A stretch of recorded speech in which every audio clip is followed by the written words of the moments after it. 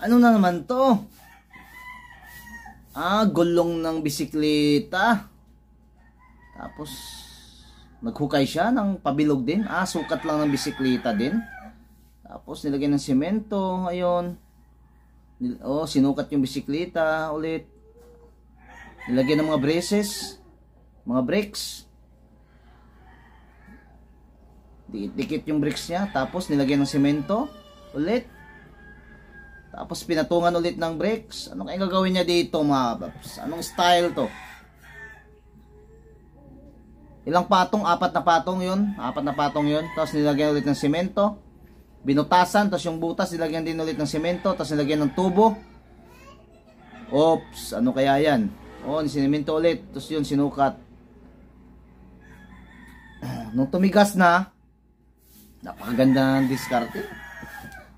Tinanggal yung gulong dun yung interior Oops. Nilagyan niya ng yung gulong. Parang umiikot siya. Braces. Para umiikot. Ay! Wow, iba palang diskarte ito. Lutuan pala to. Ihawan. Itong malupit. Yan di ikot-ikot.